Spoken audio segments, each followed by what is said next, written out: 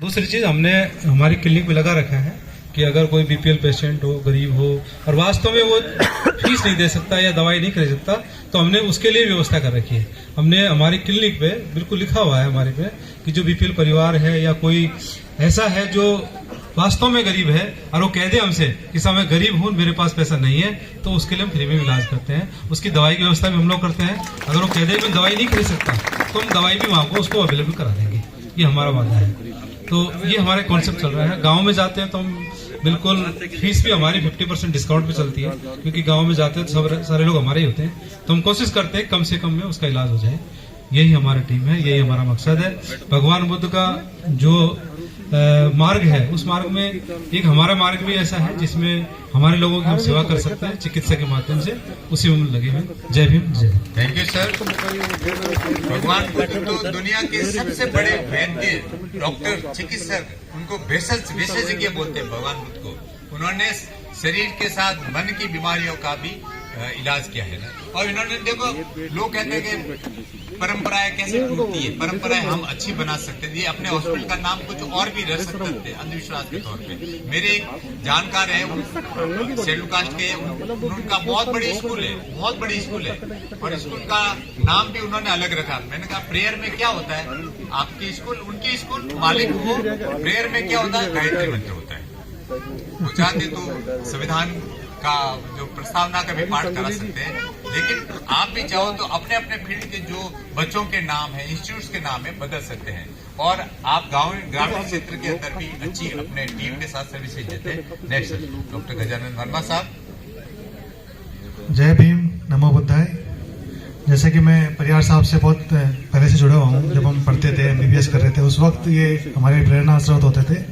हम SC के medico meet कराए, हमने कई प्रोग्राम कराए जिसमें SC के लोग और अपने जो दलित समुदाय के लोग मिलते थे, बात करते थे।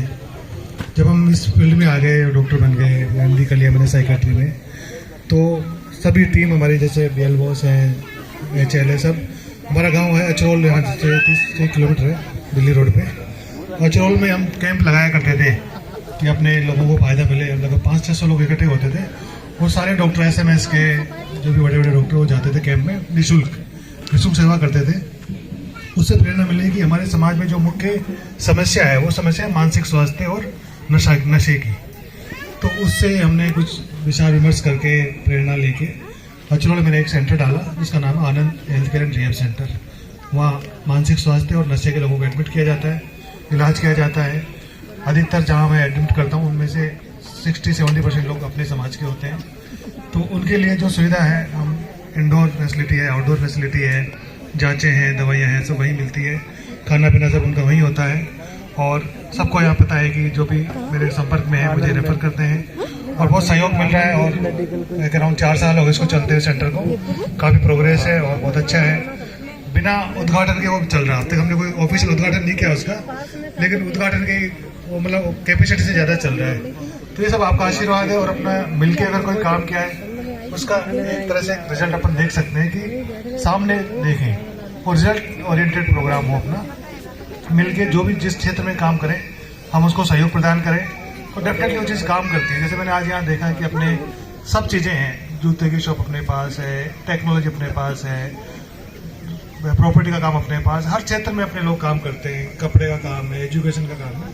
अगर कहीं ना कहीं हम अगर वो थोड़ा सा स्टैंडर्ड उसका कम भी है तो हम उसको मोटिवेट कर सकते हैं, उसको हेल्प कर सकते हैं, उससे जुड़े कैसे न कैसे। तो मैं सबसे कहूँगा कि जो भी जिस क्षेत्र में काम करें आप उसको प्रमोट करिए।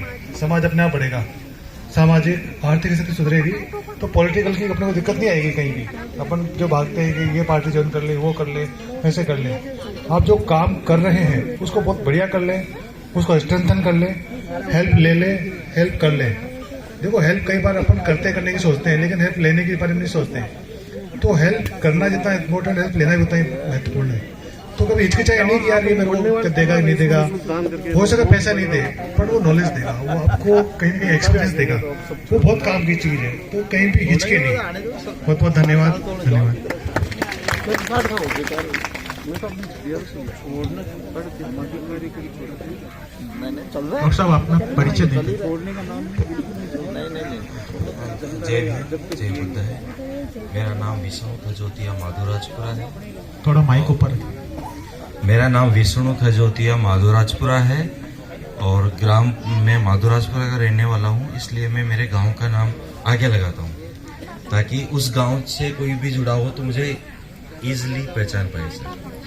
The people pharmacy good choice for good health की शुरुआत मैंने 2 साल पहले करी थी। ये फार्मास्यूटिकल कंपनी है और कुछ प्रोडक्ट्स हैं। उसके अलावा मैं राजधानी कॉलेज ऑफ पैरामेडिकल का मैनेजमेंट संभालता हूँ। ऑल ओवर राजस्थान के अंदर हमारे पास में पैरामेडिकल क्षेत्र में 12 कॉलेजेस हैं, जिसके अंदर पिलानी, चिड़ावा, झुंझुनू, सीकर, सवाई माधोपुर, उदयपुर सभी जगह हमारे पैरामेडिकल के कॉलेजेस हैं। उसके अलावा GNM and diploma in pharmacy, ये सभी प्रकार के कोर्सेज हम लोग करवा रहे हैं। अपार्ट फ्रॉम इसके अलावा मेरे पास काम है टेंडर्स का बेसिकली, और उस टेंडर के माध्यम से मैं जितने भी लोग हैं उनको रोजगार देने का कार्य करता हूँ। समटाइम्स क्या होता है कि जैसे बहुत सारे बच्चे होते हैं मेडिकल फील्ड से जुड़े हुए होते हैं और किसी भी कम मार्क्स के कारण वो वैकेंसीज में चयनित नहीं हो पाते। इसलिए हमारे पास में क्या होता है कि हॉस्पिटल्स के टेंडर रहते हैं और उसमें बोनस जो सुविधा होती है उसमें बोनस अंक का बहुत महत्वपूर्ण योगदान होता है। यदि कोई व्यक्ति 1 साल भी सुविधा पे काम कर लेता है तो उसके 10 नंबर इजीली जुड़ जाते हैं। तो टोटल 3 साल में यदि उसके पास 30 नंबर भी बोनस के जुड़ गए तो कहीं ना कहीं उसके जो डायरेक्ट भर्ती आती है उसमें बहुत फायदा मिलता है। तो जब मुझे हमारे पास टेंडर आते हैं तो मुझे ये पता नहीं होता है कि मुझे किस व्यक्ति को अप्रोच करूं, तो ये माध्यम है कि लोग मेरे से जुड़ सकते हैं और मैं डेफिनेटली कहीं ना कहीं उनका सहयोग कर सकूं। उसके अलावा 108 एम्बुलेंस तो आपने सुनी होगी, उसका कॉल सेंटर हमारे पास में ही है। किसी भी उसके अलावा टेलीमानस साइकेट्रिस्ट का टेंडर हमारे पास में है। कोई भी व्यक्ति जो साइंस से है और जॉब करने का इच्छुक हो तो हमारा नज़दीकी टेलीमानस का टेंडर लिया हुआ है जयपुर के अंदर ही, तो आराम से 14 से 15 हज़ार रुपये हम प्रोवाइड करवा देते हैं। तो ये एक बहुत बड़ी हेल्प हो जाती है उन लोगों के लिए जिसको जॉब की रिक्वायरमेंट होती है।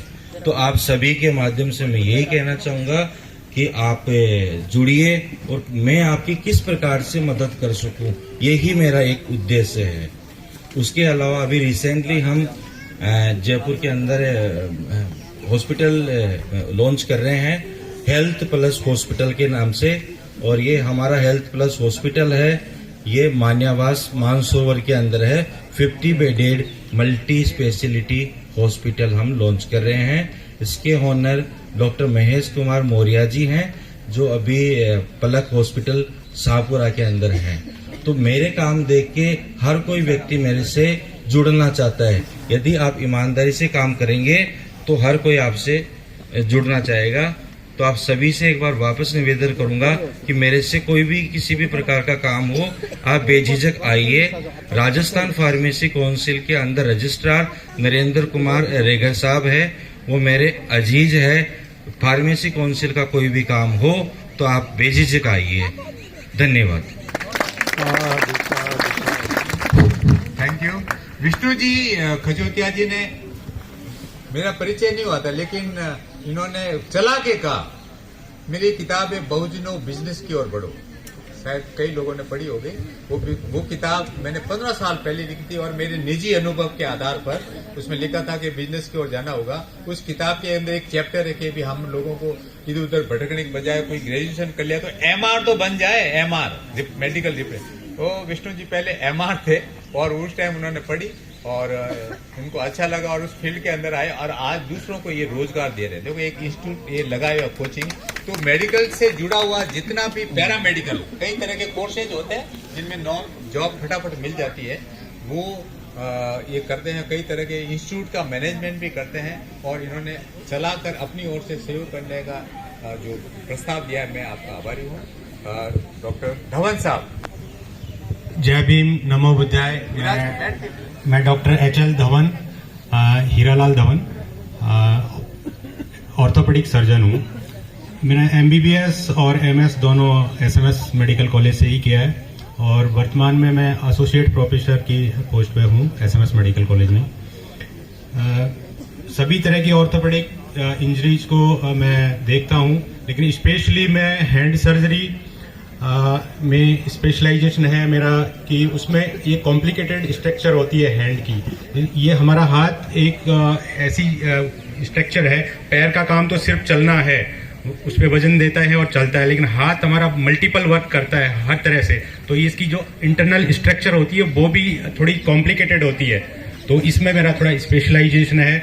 लोग इग्नोर कर देते हैं ऐसे सोच के कि ये तो अंगुली में ही तो चोट लगी है, कोई नहीं, बाद में दिखा लेंगे, ये ठीक नहीं होगा। तो लेकिन एक बार टाइम निकल जाता है तो फिर वो डिफॉर्मिटी बन जाती है और वो काम करने लायक नहीं बचता है। तो इसमें मेरा थोड़ा एक अच्छा स्पेशलाइजेशन मैंने किया हुआ है। तो हैंड इंजरीज के बारे में अगर किसी को कोई भी प्रॉब्लम है मेरे को कॉन्टेक्ट कर सकता है। इसके अलावा पुराने फ्रैक्चर्स जो हैं उसमें मैं एक एलिजारो टेक्निक का मैं स्पेशलाइजेशन है मेरा, जो जुड़ते नहीं हैं या फिर टेढ़े मेढ़े हो गए या इन्फेक्शन हो गया जिन्हों में, तो ऐसे केसेस को भी मैं हैंडल करता हूँ। इसके अलावा मैं सिद्धार्थ क्लिनिक से जुड़ा हुआ हूँ। सन 2018 में डॉक्टर BL साहब और मैंने ही सिद्धार्थ क्लिनिक की नींव रखी, तो धीरे धीरे हम लोग हमसे जुड़ते गए और आज 5-6 डॉक्टर हम वहाँ पे हैं और जगह जगह फार्मेसी खोली हुई है। तो ये ML परियार साहब से मैं लगभग 25 साल पहले नाम सुना था, जब इसी जगह पर हमारा मेडिको एक प्रोग्राम हुआ था। साहब को तो शायद पता भी होगा या नहीं, एक गेट टुगेदर मेडिकल स्टूडेंट्स का रखा था, तब से मैं आपको जानता हूं। और आपने इतने सारे लोगों के, समाज के लोगों को यहाँ पर एक मंच पर लाकर इकट्ठा किया और एक दूसरे को जानने पहचानने में मदद मिलेगी और हम एक दूसरे के काम को देख के और बाकी लोग भी प्रेरित होंगे। मैं बहुत बहुत धन्यवाद करता हूँ। थैंक यू डॉक्टर द्वारका जी। तो ये मेडिकल क्षेत्र से जुड़े हुए हमारे सामान्य जन है, ये प्लीज शॉर्ट में। जय भीम, नमो बुद्धाय। मैं डॉक्टर द्वारका, क्लिनिकल साइकोलॉजिस्ट हूँ मैं, और मैं यहाँ भी डॉक्टर साहब के साथ काफ़ी मैंने अनुभव लिया है, गजानंद जी के साथ। और 15 वर्ष से मैं काउंसलिंग का काम कर रहा हूँ। तो पहले मैंने NGOs में किया, हॉस्पिटल्स में किया, दीप मेंटल हॉस्पिटल में भी किया, और अब मैं मेरी खुद की प्रैक्टिस करता हूँ और ऑनलाइन भी मैं काउंसलिंग करता हूँ। तो मेरी कोशिश यही रहती है कि समाज में हमारे जो आडंबर है, जो पाखंड है, वो दूर हो सके किसी भी तरह से। तो साइकोलॉजिकली पूरी कोशिश करता हूँ मैं, और ऑनलाइन काफ़ी उसका अच्छा रिस्पांस भी मिल रहा है। तो आप सभी लोगों से मैं ये रिक्वेस्ट करूँगा कि जो साइकेट्रिक फील्ड के जो भी लोग हैं, आप उनसे मिलें, जुड़ें और उनसे जानें कि हमारे समाज में बेसिकली बहुत ज़्यादा अंदर तक घुसा हुआ है पाखंड और धर्मांधता। तो हम उससे बाहर निकले, ये कोशिश करें। तो मनोविज्ञान के साथ हम जितना जुड़ेंगे, हम उतना ही, मुझे लगता है कि बुद्ध के मार्ग पर चलने की कोशिश कर पाएंगे। तो आप सभी से मेरा तो यही निवेदन है। और मेरे लायक कोई काम हो काउंसलिंग का, ऑनलाइन आप डॉक्टर द्वारका प्रसाद सर्च करेंगे तो आपको काफ़ी प्लेटफॉर्म जितने भी हैं सभी पे मिल जाएगा। तो जितनी भी जानकारी है रिलेशनशिप की या और जो भी है साइकोलॉजिकल प्रॉब्लम्स की, वो सारी आपको अवेलेबल है। मैं उस पर करता हूँ, और पर्सनली भी आप उस पर सारी नंबर वगैरह हैं तो आपको मिल जाएंगे। तो मेरे लायक जो भी हो आप जरूर बताएं। धन्यवाद, नमस्कार।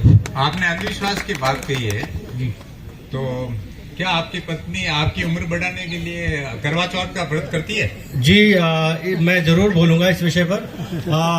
पिछले करीब 20 वर्ष का हमारा वैवाहिक जीवन हो गया, एक दिन का भी हमारे कोई ये जो करवा चौथ का जो व्रत होता है वो मेरी वाइफ ने नहीं किया, और मुझे कभी कहना नहीं पड़ा कि आपको करना है। और हमारे सामने, जस्ट सामने ब्राह्मण परिवार रहता है, तो इनको देखता रहता है। तो उनकी जो महिलाएं हैं वो इनसे काफी पूछती हैं कि भाई आप अपने हस्बैंड का क्या ध्यान नहीं चाहती या उनकी केयरिंग नहीं करना चाहती। लेकिन मैं बिल्कुल फिट हूँ, ठीक हूँ, आपके सामने हूँ। ये अपने ढंग से उनको जवाब देती है और अगर आप चाहें तो मैं उनसे भी आपको कहलवा सकता हूँ, यही है मेरे साथ है।